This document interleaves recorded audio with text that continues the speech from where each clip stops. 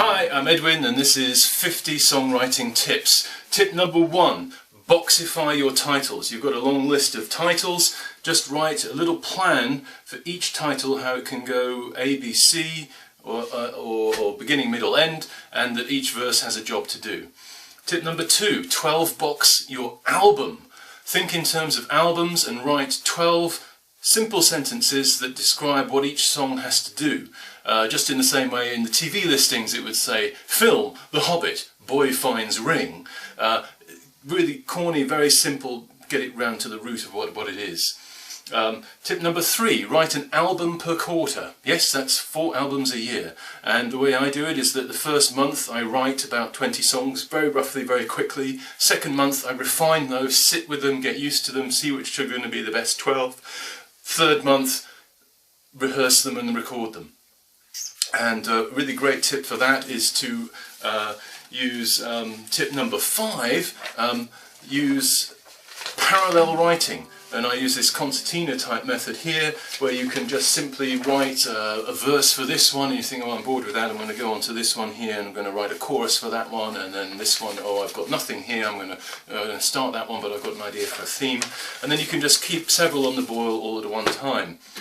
Tip number 4 is make a mood board, so that you've got photos, collage, things that give you a theme, what does it relate to, because all albums are concept albums. Concept album is not a dirty word, you've got to have a concept for what you're trying to get across, an identity for you or your artist that you're writing for.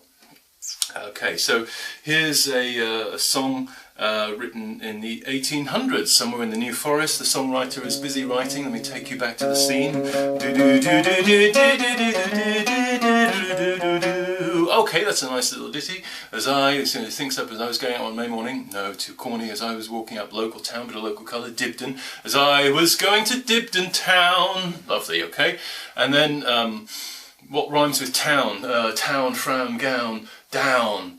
I want something jolly, my true love, as I was going to Dibden town, I saw my true love sitting down. And then he goes, oh, that's terrible. I've fallen into what Joe Bennett at Bass Bar calls a rhyme trap.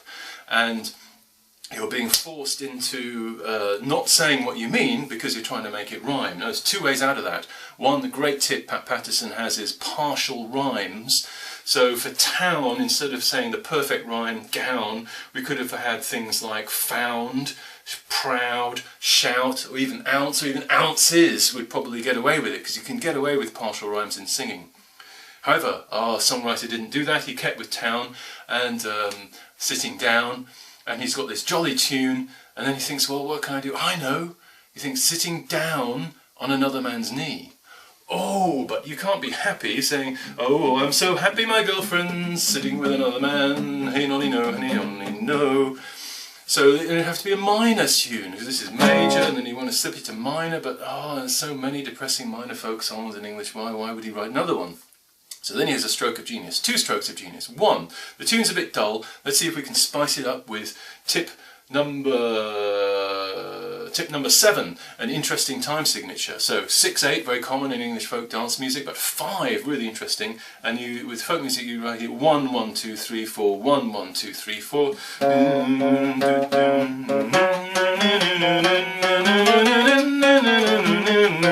Instantly better. Great. And then the second tip he's had is he's going to mix major and minor together at the same time. So you've got the major in the tune, major tried happy, minor tried sad, happy sad, so get that note in there. So here's what he came up with. I'll try and do it justice. As I was going up Dibden town, I saw my true lover sitting down. I saw her sitting on another man's knee, and don't you think 'twas grief to me. Beautiful song, Lonesome Woods. Look out for Andy Turner's version of it. Glorious stuff. Now, Pat Patterson would say, in that last line, don't you think 'twas grief to me? Where's the spotlight? On the was. And where in the lyrics is the spotlight in the note? Don't you think 'twas grief to me? So he would have said, well, rejig that a bit and say, and don't you think was don't you think grief to me? Wasn't it grief unto me? but it doesn't quite work. So yeah, the grief, not very singable word. So great idea, but not quite fitting there. But pay attention to your spotlights. That's tip number 8. Tip number 6, partial rhymes. Tip number 7, interesting time signature. Tip number 8, spotlights. Tip number 9, accidental note. That's kind of what we had in there. So for example, in "And did you know that when it snows my eyes become warm and the light in your eyes fades away?"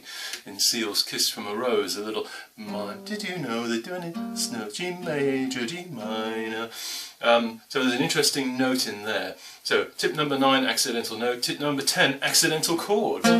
Upside down, boy, you turn me inside out and round and round. So in that, which is in B flat major, does that sound like a good note? Does that sound? That's a clashing note, but used as a transition, little chromatic, and he uses the chromatic again, getting back to the verse. Instinctively you give to me that love that we share. And this is Nile Rodgers writing this, a jazz musician. Brilliant. All these learning jazz harmony has been so useful for me in all my genres of songwriting, in folk, in pop, and yeah, partly Nile Rodgers there, yeah. So he's doing a fake key change there. He seems instinctively, it sounds like a key change, but it's still hello in B flat, so it's actually you give to me the love that we share, B flat minor.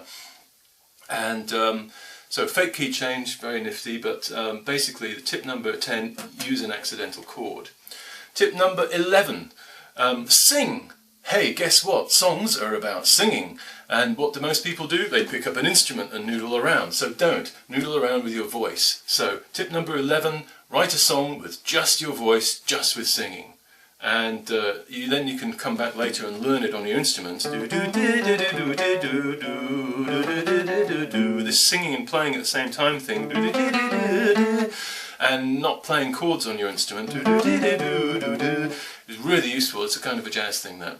Okay, tip number 12, in the folk world, Martin Carthy. Goodness, I saw him, wonderful player. And just the other day, he uses speech-derived rhythms. I couldn't understand what was going on. I went up to him afterwards, is that 5? What was that other tune? Was it an 8/6 or what was going on? And he says, Edwin, it's just conversation. Conversational derived rhythm. So here's an example. Once I had such a good little boy, a pretty boy, quick as any. He could run 5 miles in 1/2 an hour. A letter to pardon my Georgie.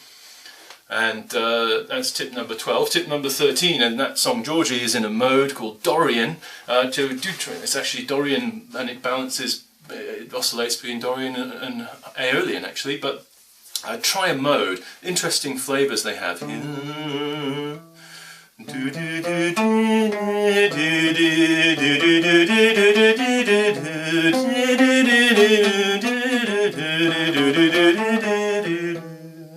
It's got a little Eastern European kind of feel to it. That's Dorian with a raised 4th, the Doro, I call it the Doro-Lydian. You could try Mixolydian, which of course is just drop the 7th. You drop the 7th and the 3rd and you get Dorian, which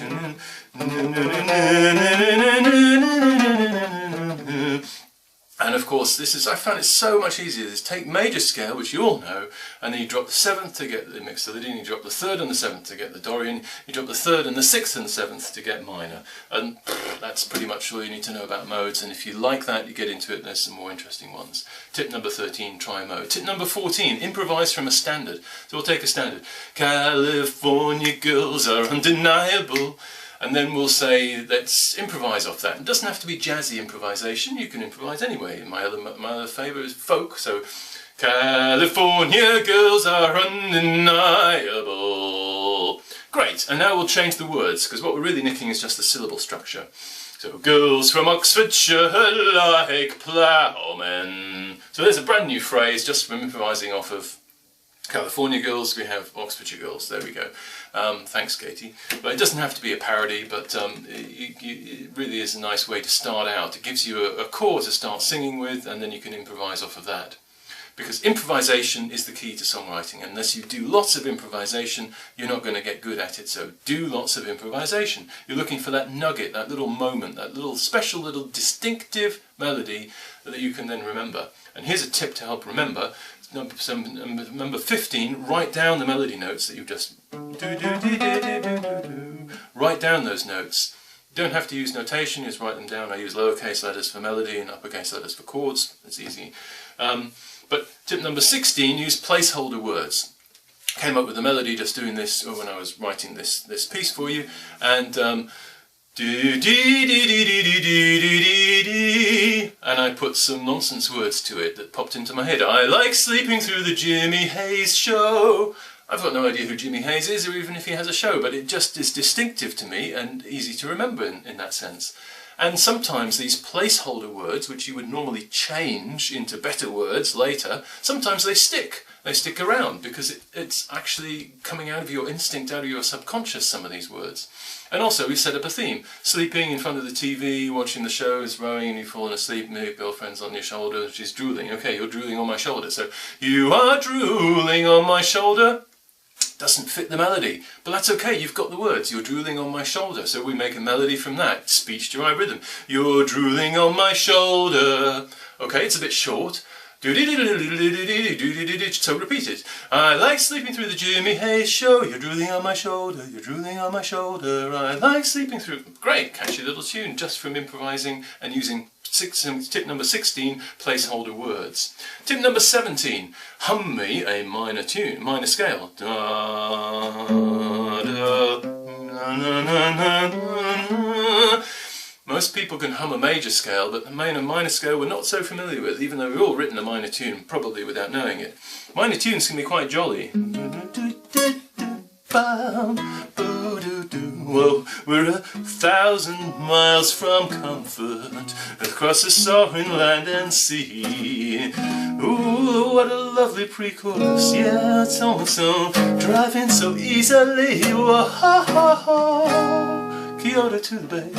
They use the same chords in the chorus as they did in the verse. Yes, if you give me a chance I would take it. It's a shot in the dark, I would fake it. There's nowhere I'd rather be. Now that is relentlessly diatonic. There is not a note that is not in A flat minor, the key of that song. And so my idea that you had to have these odd accidental notes to make a song interesting, completely wrong. However, it remains a great tip. So tip number 17, write a song in minor. Tip number 18, use the same chords in the verse and the chorus. Tip number 19, use an octave in the melody, as in who we are,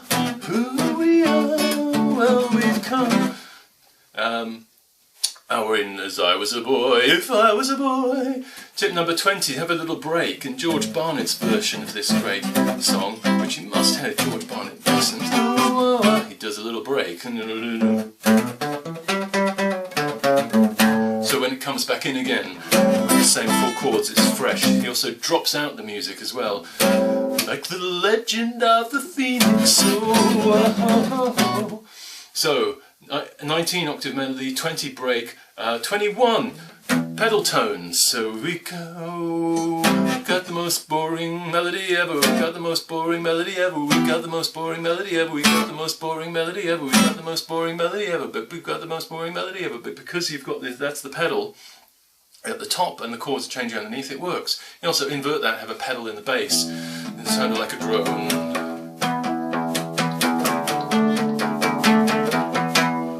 Use those freeze pedals, those are great for doing that, or just get some bagpipes. Okay, pentatonic. I'm gonna be fun in a sky balloon because I'm happy, sing along if you find yourself a room without a roof, oh yeah, and that is it. He doesn't use that note. In fact, it sounds kind of clashy, but it sounds clashy. so he's using pentatonic. He's not using the second and he's not using the sixths. I would say the easier way to do that is just do a hexatonic. Don't use the sixth if you're in minor, and don't use the seventh if you're in major.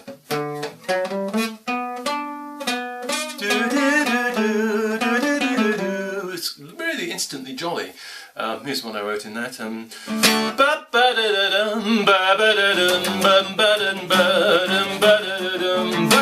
Now, tip number 23 is I would hear people singing that kind of song like this.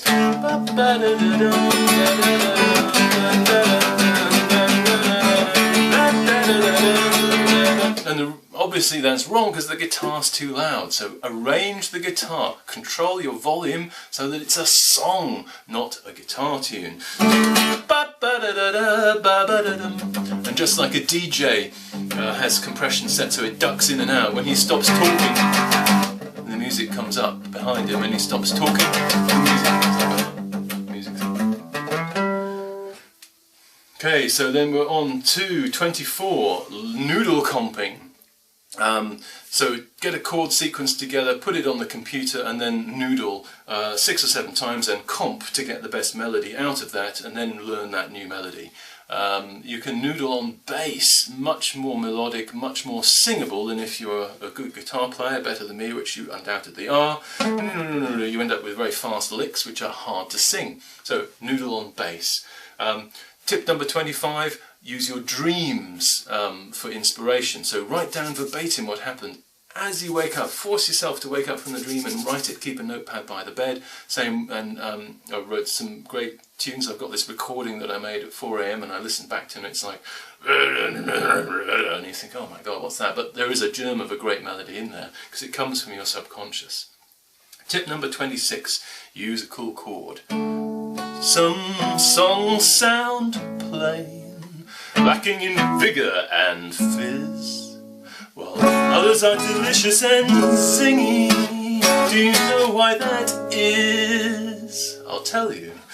It's all those odd numbered chords, 7s and 9s, 11s and 13s. Major or minor, well, I'll take them with either, or even with both. And of course the last chord there is major, minor, 7th, but I was playing there some 7ths, some minor 9th, and 11s and 13s, not that handy on the guitar. Major 7th, minor 7th, and you can get a bit fed up with major 7ths being so sweet all the time, and in fact I banned myself from playing major 7th for a while, but used judiciously they're really nice. You can mix them with normal majors and sort of brisk it up a little bit. The other great chord for this tip, use a cool chord, tip number 26, is the slash chord. You all know D2, and put the F sharp on the bottom. Oh yeah, that's great. You all know C, and then drop the A, so C/A. Oh yeah, that's great. So slash chords are very good too. Tip number 27, use an even cooler chord. You look at these weird jazz chords and they sound a bit odd out of context. This is the E7 sharp 9. Ew, purple haze through my brain. Can you make that odd sounding chord, which they often do? Just work with it, play with it, give it a bit of context. So trying to make that sound sweet. Here's one I did. E7, E7 flat 5.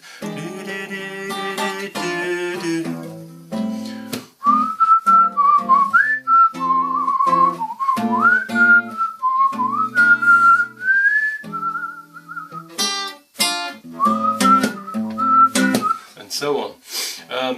Tip number 28. See if you can feel what's going on with this.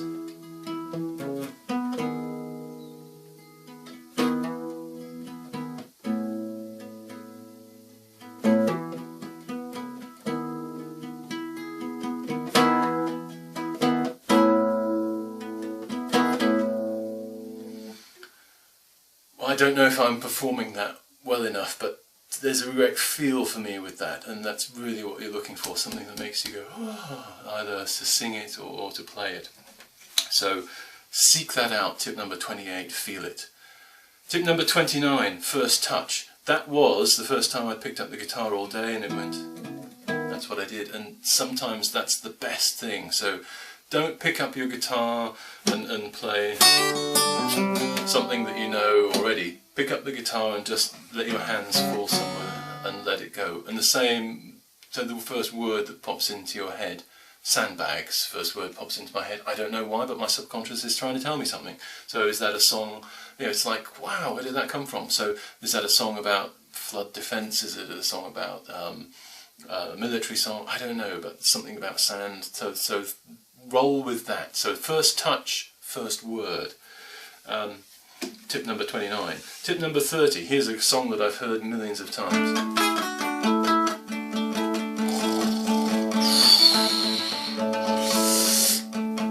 Oh, and I'm playing this is my verse, oh, isn't it? And this time you can hear 4 bars of the same bloody riff, and then oh god, it's the same bloody riff in the chord, in the verse as well, and the verse melody is just derived from the top or bottom note of that chord. Oh, it's so terrible, I'm going to kill myself.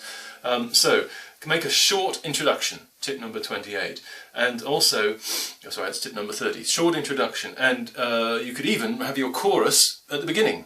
Chorus first, tip number 30. Tip number 31, do something interesting every 5 seconds. Keep the audience's attention, wiggle around the bass line a bit, introduce some new words, make a new part. Don't play the same thing over and over again. Tip number 33, don't have a chorus. Tip number 32, write too many verses and then cut them down. That's a tip from Boo Hewerdine. So tip number 33, no chorus, like Johnny Cash, Walk the Line, is just 5 verses. You can say Walk the Line at the end as a refrain, a single line, but basically no chorus. You need a strong story to do that.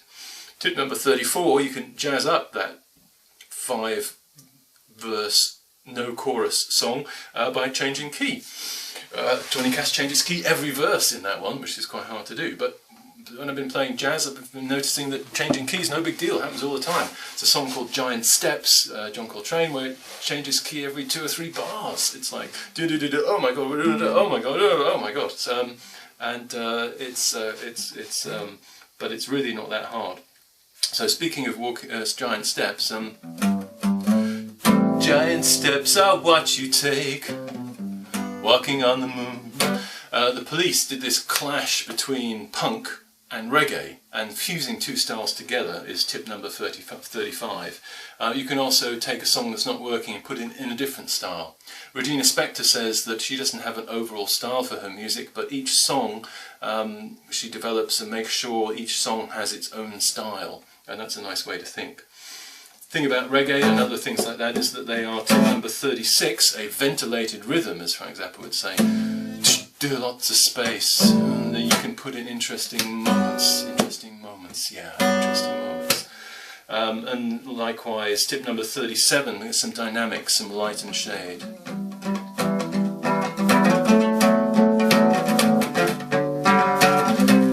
When angels begin to die,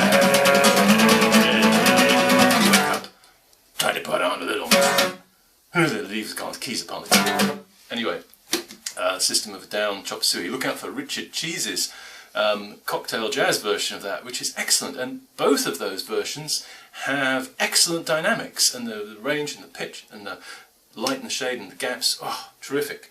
Okay, here's a song that I wrote. And as soon as I'd written this, I thought it was going to be a great chorus.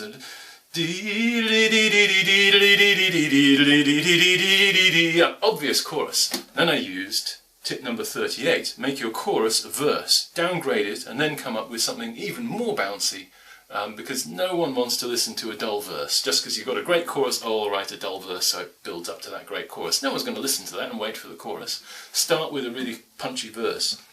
So that became the verse, and then I had to write something for the chorus, and the crow that flew to the moon, the crow, etc. And I wrote that song in tip number 39, alternate tuning.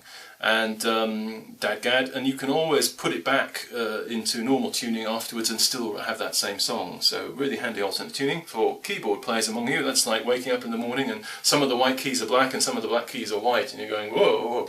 And it means you're sort of learning from scratch again, which is a great way to come up with new themes.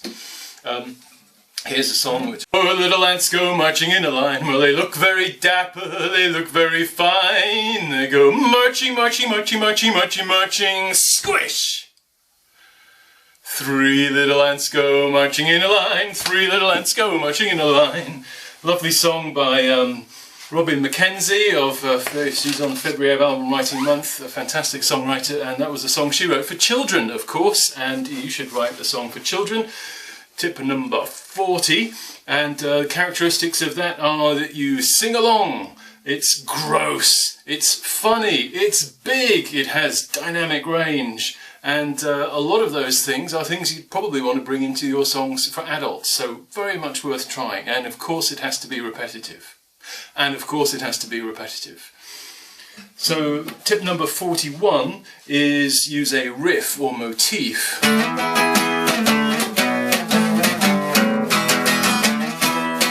Take the rhythm by the hand, Spoon Man.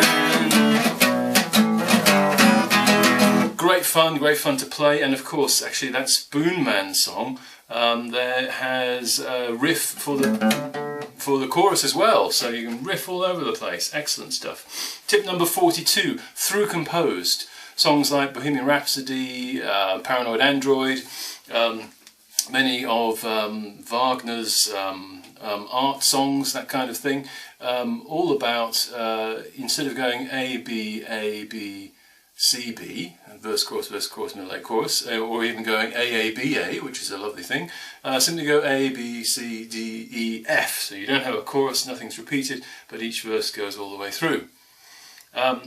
Now, one song that I wrote recently was about a dragonfly, and how it repeatedly went back and forth over the same patch of ground, and been doing that for millions of years. And I thought, well, that's a good theme for a song, somebody going to knock on the door of an ex-lover, and they want to rekindle the relationship, but you're not quite brave enough to do it, and they see the dragonfly going back and forth persistently. That gives them motivation to try again. So that was a song I got from sitting out in the countryside and doing something called landspiration.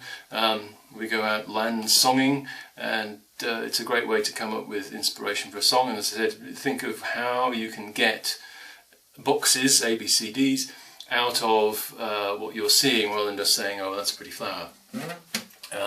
Tip number 44, lyrics first. And this is a great thing to do on February Album Writing Month, fawm.org, or 5090, it's a sister event through the summer. And you can take other people's lyrics, which they've posted up for people to write music to, and it's a great experience to see how other people phrase things. That's tip number 44. From high above the maple tips, air was playing with my hair. Tiny insects kissing the backs of our legs. That's a song written from lyrics by Mary Kozlowski, great stuff.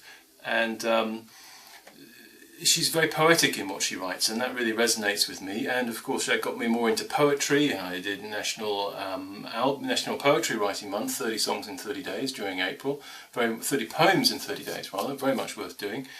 And you can write all kinds of different poems. You've got limericks, you've got haikus, you've got sonnets, and then you've got the ghazals, tankers, all kinds of weird interesting stuff.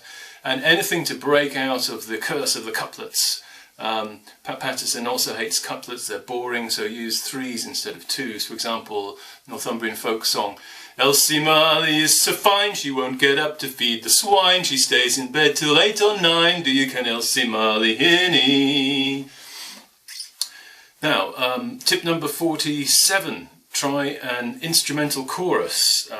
Quite common in folk, but you see them in rock occasionally. Do-do-do-bow in Mexico, and then in the icky thump, that's it.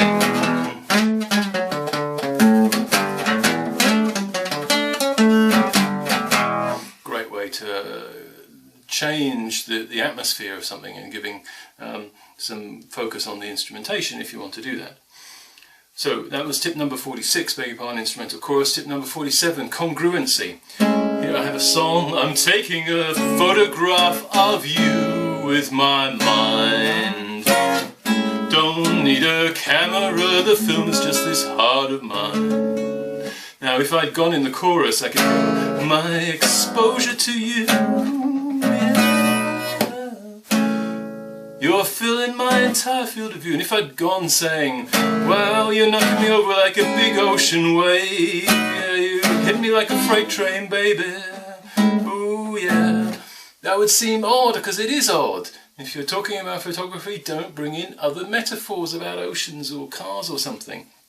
Keep it congruent. If you're writing a song about fruit, then go for the low-hanging stuff, the juicy stuff. Get to the core of the matter and make that song the apple of your eye. Number 48, went on a performance masterclass with Juliet Russell with the London Song Company, and that was fantastic. And she says, ham it up.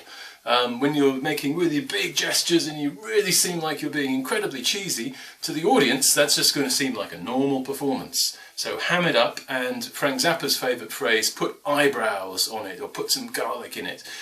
Put the eyebrows on it and really give some, don't just play by rote what's happening. And Frank Zappa also famous for how you say audience participation, which is tip number 49.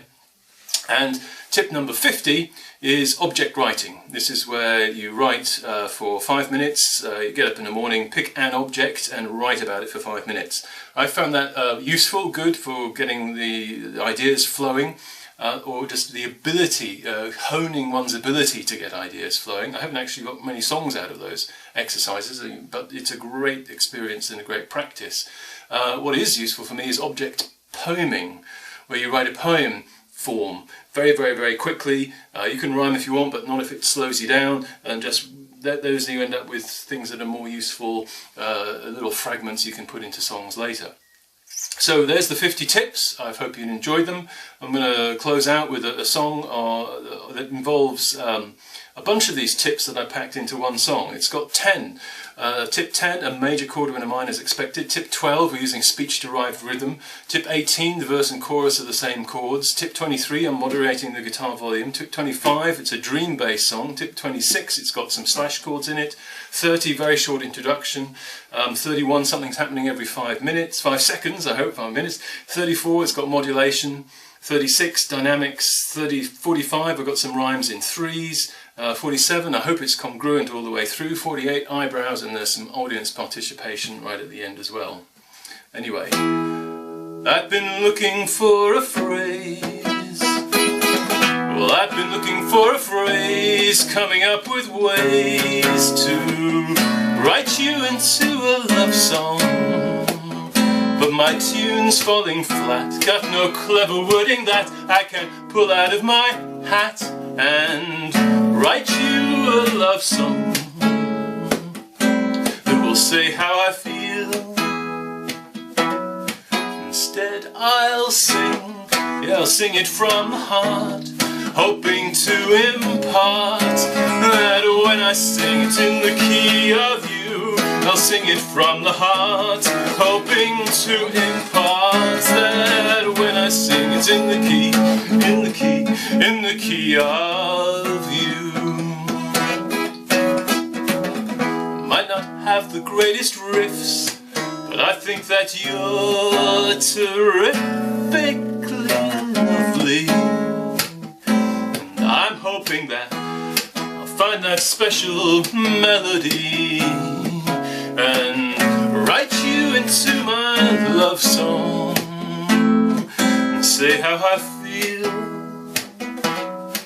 And so I'll sing it from the heart, hoping to impart that when I sing it in the key of you, you're the top of my charts, number one in my heart. And when I sing it in the key of you, in the key of you, in the key of you, in the key of you, in the key of you. All my clever chords are just making me feel bored. And even if I modulate, I can't eliminate this feeling when I sing. I'm singing from the heart, hoping to impart that when I sing it's in the key of you. You're the top of my charts, #1 in my heart. When I sing it's in the key of who? In the key of who? In the key of who? You! In the key of you.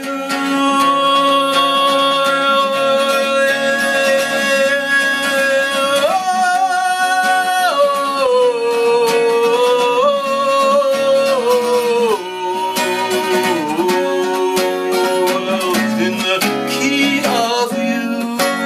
Yes, in the key of you.